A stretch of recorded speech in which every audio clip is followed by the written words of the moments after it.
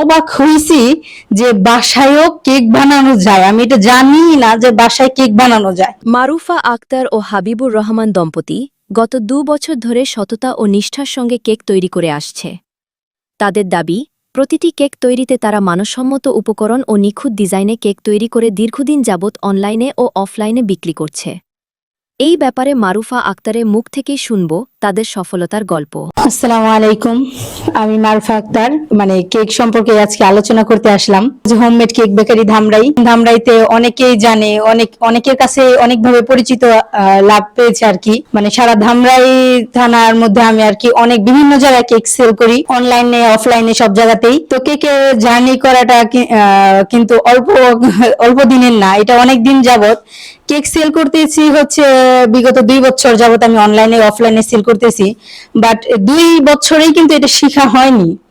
এটা আমি গত 7 বছর যাবত নিজে বাসায় বানিয়ে আর কি খেতাম, বা বাসার মানুষদের আত্মীয়স্বজনকে বানিয়ে দিতাম। কিন্তু বিজনেসে আর কি এটা হচ্ছে 2 বছর যাবত আসছি। তো একটু পুরানো কথা থেকে শুরু করি। যখন আমি ক্লাস 8 বা 9 এরকম পড়ি সম্ভবত, তখন আমার এক ফ্রেন্ডের মা বাসায় কেক বানিয়ে নিয়ে আসছে আমাদের জন্য, সবার জন্য আর কি নিয়ে আসছি। যখন আমি পড়ি আর কি মাদ্রাসায়, তখন আমি ওই দিন এত অবাক হয়েছি যে বাসায়ও কেক বানানো যায়। আমি এটা জানি না যে বাসায় কেক বানানো যায়। তো আন্টিদের বাসা আমাদের বাসার কাছেই, আমি ওনাদের বাসায় যাই, গিয়ে আমি সবকিছু ওনার কাছে শুনছি যে কিভাবে কেক বানায়।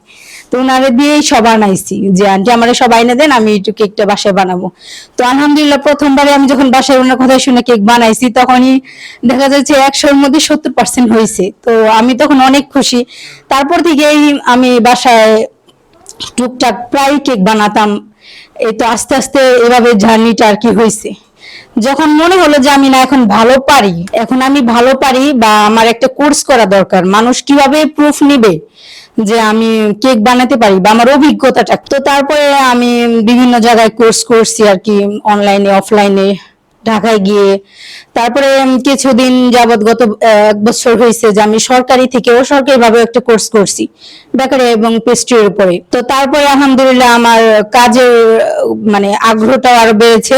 তখন যে শখটা ছিল, এখানে আর শখই নেই। ওটা এখন একটা উদ্যোক্তা পর্যায়ে চলে গেছে, বা আমার একটা অন্য ধরনের আর কি এখন আইডিয়া আসে মাথায় যে না, এটা আমার একটা বিজনেসে নেওয়া দরকার। তখন আস্তে আস্তে আমি এটা আর কি আমার বিজনেসে রূপান্তরিত করছি। এখন তো আপনারা দেখতেই পাচ্ছেন, আমরা তো এখানে অনেক মানুষ জানে আমার হোমমেড কেক বেকারি পেজের সম্বন্ধে। এখন সেভাবে আগাচ্ছি। যেহেতু হোমমেড কেক সারা বাংলাদেশে সেল দেওয়া যায় না, আমরা ধামরাইয়ের মধ্যে এটা বেশিরভাগ আর কি ধামরাইতে সেল করি। যদি কোনো বড় বাজেটের কেক ধামরাই থানার বাহিরে অর্ডার আসে, যদি বড় বাজেটের, তাহলে আর কি নিজেরা দেওয়া যায়। ওটা কষ্ট হলেও বাজেট বড় থাকলে বা কেকের পাউন্ড বড় থাকলে ওটা ওইভাবে দেওয়া যায়। কুরিয়ার সার্ভিসের মাধ্যমে করি না, যেহেতু আমি বাসাতে খুব একটা ব্যস্ততা থাকে না, সেই কারণে আমি নিজেই আমার ক্লায়েন্টের কাছে পৌঁছে দেওয়ার চেষ্টা করি।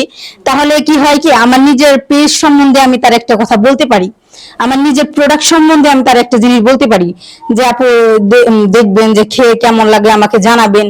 এটা হচ্ছে ডেলিভারি ম্যান দিয়ে করলে হয় কি, তারা তো আমার পেজ সম্বন্ধে আর বলবে না। এর কারণে আমি নিজেই চেষ্টা করি মানুষকে আমার নিজের প্রোডাক্টটা নিজে দিয়ে আসা। তো জীবনে শুরু করছিলাম শুধু ভ্যানিলা দিয়ে, এখন তো আর ভ্যানিলার জায়গায় নাই। এখন ভ্যানিলা সবচেয়ে কম হয়ে গেছে। ভ্যানিলা, চকলেট, তারপরে দেখা যাচ্ছে butterscotch, chocolate overloaded, mango, orange, lemon, তারপরে ব্লুবেরি, স্ট্রবেরি, তারপরে আরো বিভিন্ন আর কি ফ্লেভারের এখন সব ধরনের কেকই আলহামদুলিল্লাহ সেল হয়। তো ধামরাইয়ের যারা আছে, আমি ধামরাইতে দিকে যেহেতু কাজ করতেছি, ধামরাই অনেক মানুষ আমাকে চিনে, আমিও অনেক মানুষকেই চিনি।